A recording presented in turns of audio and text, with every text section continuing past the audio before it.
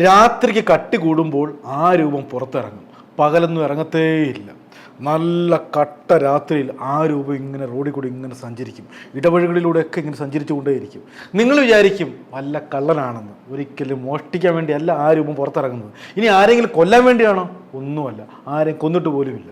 പിന്നെ എന്തിനായിരിക്കും ഈ രൂപം പുറത്തിറങ്ങുന്നത് അല്ലേ? നിങ്ങളാരും വിചാരിക്കുന്ന ഒരു കാര്യത്തിനേ അല്ല. ആരെയും ഞെട്ടിപ്പിക്കുന്ന, എന്നാൽ ഇങ്ങനെയൊക്കെ ഉണ്ടോ എന്ന് ചോദിക്കുന്ന ഒരു സംഭവമാണ് ഇന്ന് പറയാൻ പോകുന്നത്. രാത്രി ഒരു 12 മണി കഴിഞ്ഞ് കാണും. നല്ല കൂരിരുട്ടാണ്. ചീവീടുകളുടെയും പട്ടികളുടെയും ഓരിയിടിൽ മാത്രമേ ഉള്ളൂ. അതും അയാൾക്ക് വലിയ ഇഷ്ടമാണ്. ഈ ഭാഗത്തൊന്നും ഒരു മനുഷ്യൻ്റെ ഒരു ചലനം പോലുമില്ല. എന്തായാലും ആ രൂപത്തിൽ വളരെ ആശ്വാസമായി. അയാൾ ആ ബൈക്കിൽ നിന്നും പുറത്തേക്ക് ഇറങ്ങുകയാണ്. ഇനി കുറച്ച് ദൂരം ഇങ്ങനെ സഞ്ചരിക്കണം. ആ ഇരുട്ട് പറ്റി ആ രൂപം ഇങ്ങനെ സഞ്ചരിക്കുകയാണ് മുന്നോട്ട്. അയാൾ ഇടയ്ക്കിടയ്ക്ക് അങ്ങോട്ടും ഇങ്ങോട്ടൊക്കെ നോക്കുന്നുണ്ട്. ആരെങ്കിലും തന്നെ ശ്രദ്ധിക്കുന്നുണ്ടോ എന്നുള്ള ഭയമാണ് അയാൾ അലട്ടുന്നത്. അയാൾ കുറച്ച് നേരം ഇങ്ങനെ മുന്നോട്ട് സഞ്ചരിച്ച് ഇപ്പോൾ ഒരു വെളിച്ചമുള്ള ഒരു കടത്തിണ്ണയുടെ ആ മുമ്പിൽ വന്ന് നിൽക്കുകയാണ് ആ രൂപം.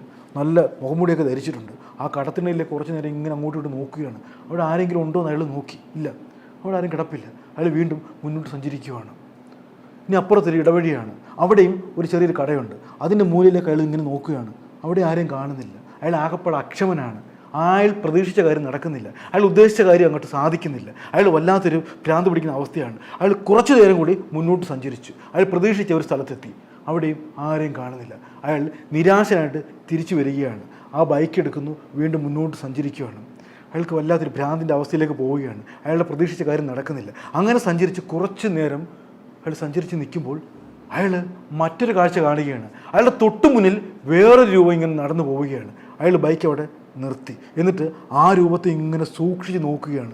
നല്ല ഇരുട്ടാണെന്ന് ഓർക്കണം. മുന്നിൽ പോകുന്ന രൂപം ആരെയും ശ്രദ്ധിക്കാതെ വളരെ വേഗത്തിൽ നടന്നു പോയിക്കൊണ്ടിരിക്കുകയാണ്. അയാൾ കുറച്ചു നേരം ആ രൂപത്തെ ശ്രദ്ധിച്ചു ചുറ്റും നോക്കി. ആരും ഈ ഭാഗത്തെങ്ങുമില്ല. ഇപ്പോൾ താനും മുന്നിൽ പോകുന്ന ആ രൂപം മാത്രമേ ഉള്ളൂ. അയാൾ ബൈക്ക് വളരെ ബഹളമൊന്നും ഉണ്ടാക്കാതെ സ്റ്റാർട്ടാക്കാതെ ഉരുട്ടി ആ രൂപത്തിനടുത്തേക്ക് ചെല്ലുകയാണ്. അയാൾ ചോദിക്കുവാണ്, ഇതെവിടെ പോയി ഈ സമയത്ത്? രൂപം തിരിഞ്ഞു നോക്കി. അതൊരു സ്ത്രീയാണ്. ആ സ്ത്രീ പറയുകയാണ്, ഞാൻ ആ ബസ് സ്റ്റോപ്പ് വരെ പോവുകയാണ്. ആഹാ, ഞാൻ കൊണ്ടുവിടാമല്ലോ, ഞാനും ആ വഴിക്കാണെന്ന് ഈ രൂപം പറയുകയാണ്. സ്ത്രീ വേറെ ഒന്നും ചിന്തിക്കുന്നില്ല.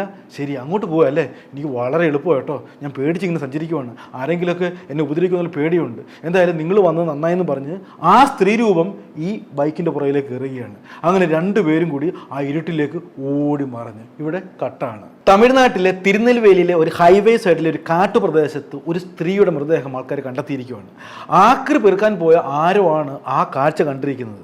മൃതദേഹം ആകെ പഴുത്ത് ജീർണിച്ചിരിക്കുകയാണ്. 2 ദിവസം പഴക്കമുണ്ട്. ഈച്ചയൊക്കെ അവിടെ ഇവിടെയൊക്കെ പറക്കുന്നുണ്ട്.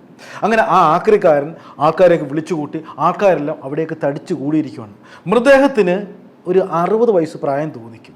ആരുടേതാണെന്ന് ഒരു പിടിയുമില്ല. പക്ഷേ സ്ത്രീയുടേതാണെന്നുള്ള കാര്യത്തിൽ സംശയം ഒന്നുമില്ല.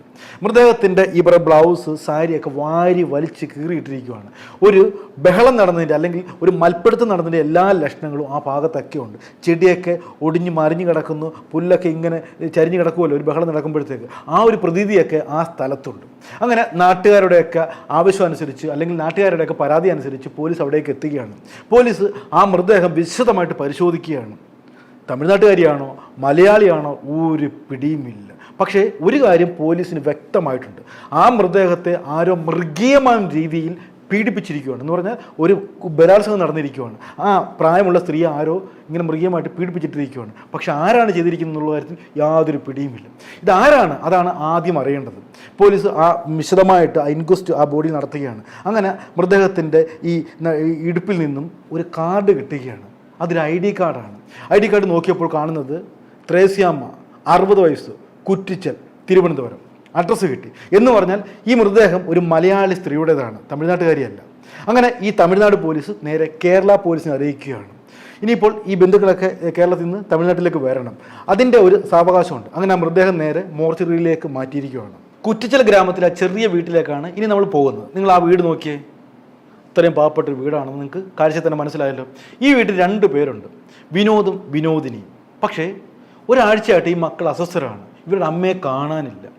ഒരു ടൂറ് പോയിട്ട് വരാം എന്നും പറഞ്ഞ് ഈ വീട് വിട്ട് പോയതാണ്. പക്ഷേ ഇതുവരെ വീട്ടിലേക്ക് തിരിച്ചു വന്നില്ല.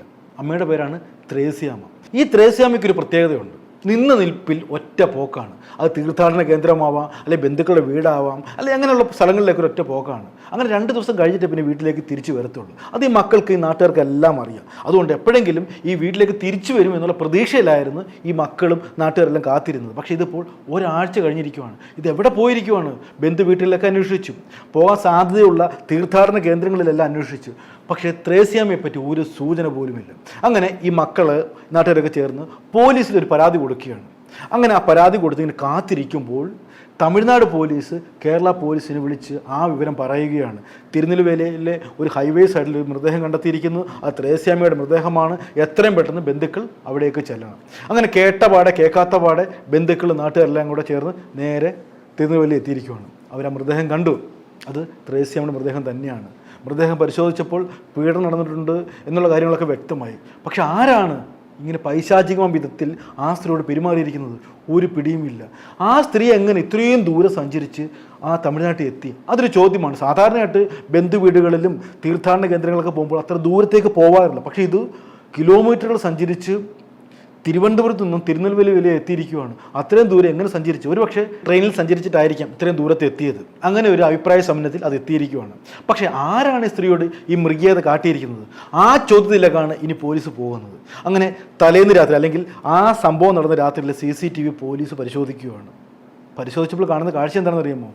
ഒരാൾ, ഒരു അവ്യക്തമായിട്ടുള്ള രൂപമുള്ള ഒരാളുടെ പുറകിൽ ഈ സ്ത്രീ ഇരുന്ന് പോകുന്ന കാഴ്ച CCTVയിൽ കൃത്യമായിട്ട് കണ്ടു. ആ CCTV വളരെ സൂം ചെയ്ത് പോലീസ് നോക്കുമ്പോൾ കാണുന്ന കാഴ്ച എന്താണെന്നറിയാമോ? അത് ഫെർണാണ്ട എന്ന് പറയുന്ന ഒരു പിശാചായിരുന്നു. ഈ ഫെർണാണ്ടയ്ക്ക് ഒരു സ്വഭാവമുണ്ട്. 60 വയസ്സ് കഴിഞ്ഞ സ്ത്രീകളെയാണ് ഇയാൾ തൻ്റെ ഇരയായിട്ട് തിരഞ്ഞെടുക്കുന്നത്. പ്രത്യേകിച്ച് ആരും ചോദിക്കാനില്ലാത്ത, ആരും അന്വേഷിച്ച് വരാൻ സാധ്യതയില്ലാത്ത, വഴിയരിയിൽ കിടന്ന് ഉറങ്ങുന്ന ഈ ഭിക്ഷക്കാരെ പോലെയുള്ള ആൾക്കാരുണ്ടല്ലോ, അല്ലെങ്കിൽ നാടോടികൾ സ്ത്രീകളുണ്ടല്ലോ, അവരെയാണ് ഇയാൾ തൻ്റെ ഇംഗിതത്തിന് തിരഞ്ഞെടുക്കുന്നത്. അതാകുമ്പോൾ കേസും ഉണ്ടാവില്ല, വഴക്കും ഉണ്ടാവത്തില്ല. ചില സ്ത്രീകളൊക്കെ ഒരുപാട് ഉപദ്രവം സഹിക്കാതെ വന്നപ്പോൾ പോലീസ് കൊണ്ട് കേസ് കൊടുത്തു. തന്നെ ഉപദ്രവിച്ച് മൃഗീയമായിട്ട് പീഡിപ്പിച്ചെന്നൊക്കെ പറഞ്ഞ് ഇയാൾക്കെതിരെ കേസ് കൊടുത്തു. പക്ഷേ ഭിക്ഷക്കാരല്ലേ, നാടോടി സ്ത്രീകളല്ലേ എന്നൊക്കെ പറഞ്ഞ് പോലീസ് അത് തള്ളിക്കളഞ്ഞു. അത്ര വലിയ പ്രാധാന്യമൊന്നും ഈ ഫെർണാണ്ടയുടെ കേസിൽ ഈ പോലീസ് അത്ര മുൻകൈ എടുത്തില്ല. പക്ഷേ അത് ഫെർണാണ്ട നന്നായിട്ട് മുതലെടുക്കുകയാണ്. അങ്ങനെ ഫെർണാണ്ട തൻ്റെ ഈ വിക്രിയുമായിട്ട് മുന്നോട്ട് പോവുകയാണ്. അപ്പോഴാണ് ഈ ഒരു കൊലപാതകം നടന്നിരിക്കുന്നത്. ഈ കൊലപാതകത്തിൽ ഫെർണാണ്ടയ്ക്ക് വ്യക്തമായി പങ്കുള്ളതായിട്ട് തെളിയുകയും ചെയ്തു. ഇനി ഫെർണാണ്ട എവിടെയാണ്? ഇനി അടുത്ത ഇരയെ തെപ്പ് പോയതായിരിക്കുമോ? അങ്ങനെ പോലീസ് അയാളെ ചുറ്റിപ്പറ്റി ഇങ്ങനെ സഞ്ചരിക്കുകയാണ്. അയാൾ പോകാൻ സാധ്യതയുള്ള പ്രദേശങ്ങൾ, രാത്രി എവിടെയായിരിക്കും തങ്ങുന്നത്, അങ്ങനെയുള്ള സ്ഥലങ്ങളൊക്കെ കേന്ദ്രീകരിച്ച് പോലീസ് ഇങ്ങനെ അന്വേഷണം വ്യാപിപ്പിക്കുമ്പോൾ പോലീസ് ഒരു രാത്രിയിൽ ആ കാഴ്ച കാണുകയാണ്. ഫെർണാണ്ട വീണ്ടും ഒരു സ്ത്രീയെ ലക്ഷ്യമാക്കി ഇങ്ങനെ മുന്നോട്ട് നീങ്ങുകയാണ്. വഴിയരിയിൽ കിടന്നുറങ്ങുന്ന ഒരു പാവപ്പെട്ട 10 വയസ്സുള്ള ഒരു പാവം ഭിക്ഷക്കാരി തിരക്കി ഇങ്ങനെ ഇറങ്ങുകയാണ്. ആ സ്ത്രീയെ ലക്ഷ്യമാക്കി നീങ്ങുമ്പോൾ തന്നെ പോലീസ് അയാളെ വളഞ്ഞിട്ട് പിടിക്കുകയാണ്.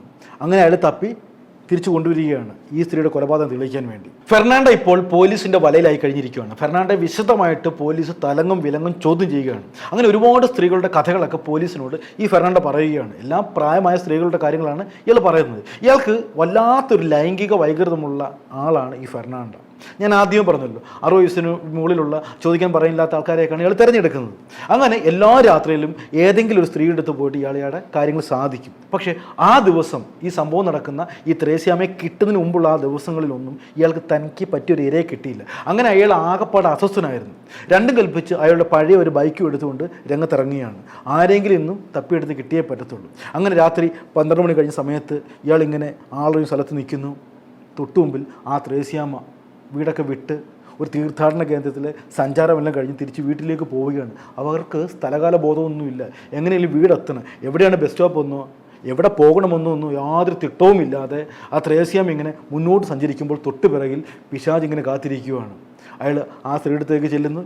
യാതൊരു സങ്കോചവുമില്ലാതെ ഒരു സഹായം കിട്ടിയല്ലോ എന്നുള്ള സന്തോഷത്തോടെ അയാളുടെ ബൈക്കിൽ കയറുകയാണ്. അങ്ങനെ ആ സ്ത്രീയുമായിട്ട് മുന്നോട്ട് പോകുന്നു. ആളൊഴിഞ്ഞ ആ സ്ഥലത്ത് വെച്ച് ഈ സ്ത്രീയെ പീഡിപ്പിക്കാൻ ശ്രമിക്കുകയാണ്. പക്ഷേ നമ്മുടെ ത്രേസ്യാമ്മ അയാളുടെ ഇംഗിതത്തിന് വഴങ്ങി കൊടുക്കുന്നില്ല. അവിടെ വെച്ച് ബലപ്രയോഗം നടക്കുകയാണ്. ഈ സ്ത്രീയെ മാരകം വിധത്തിൽ ഉപദ്രവിക്കുകയാണ്. ഒരു വിധത്തിലും ഈ സ്ത്രീ സഹകരിക്കുന്നില്ല. അങ്ങനെ നിവൃത്തി കെട്ട് ഈ സ്ത്രീയെ കൊന്നതിന് ശേഷം മൃഗീയമായിട്ട് ബലാത്സംഗം ചെയ്തു. അതായത് ശാരീരികമായിട്ട് പീഡിപ്പിച്ച് തൻ്റെ ഇഷ്ടം നിറവേറ്റിന് ശേഷം അവിടെ നിന്ന് രക്ഷപ്പെട്ട് ഓടുകയാണ് ഈ ഫെർണാണ്ട. പക്ഷേ എന്ത് ചെയ്യാം, രക്ഷപ്പെട്ട് ഓടാൻ നമ്മുടെ ഫെർണാണ്ടയ്ക്ക് കഴിഞ്ഞില്ല. ത്രേസ്യാമ്മ നല്ലൊരു കുരുക്ക് തന്നെ ഈ ഫെർണാണ്ടയ്ക്ക് ഒപ്പിച്ച് കഴിഞ്ഞു. ത്രേസ്യാമ്മയുടെ കയ്യിലുള്ള ID കാർഡും പിന്നെ പോലീസ് പരിശോധിച്ച CCTV ദൃശ്യങ്ങളെല്ലാം ഈ ഫെർണാണ്ടയ്ക്ക് എതിരായിരുന്നു. അങ്ങനെ കയ്യോടെ പൊക്കി നമ്മുടെ കക്ഷിയെ പിടിച്ച് അകത്തിട്ടു. എന്തായാലും തിരുനെൽവേലി ഭാഗത്തുള്ള ഒരുമാതിരിപ്പെട്ട വൃദ്ധകൾക്കെല്ലാം സ്വസ്ഥമായിട്ട് ഉറങ്ങാൻ കഴിയുമെന്നാണ് ഇപ്പോൾ പോലീസ് പറയുന്നത്.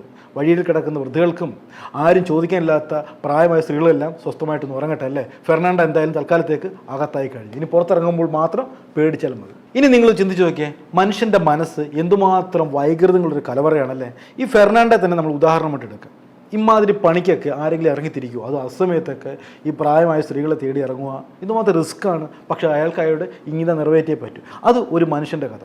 അതുപോലെ തന്നെ എത്രയോ മനുഷ്യന്മാരിങ്ങനെ വൈകൃതങ്ങളായിട്ട് ചിന്തിക്കുന്നുണ്ടും സംസ്കരിച്ച ബോഡിയെ തന്നെ പ്രാപിക്കുന്ന എത്രയോ പേരുടെ കഥകൾ നമ്മൾ വായിച്ചിട്ടുണ്ട്. അതൊക്കെ മനുഷ്യൻ്റെ മനസ്സാണ്. ഈ മനുഷ്യൻ എന്ന് പറയുന്നത് ഒരു പ്രത്യേകതരൊരു ജീവിയാണ് കേട്ടോ.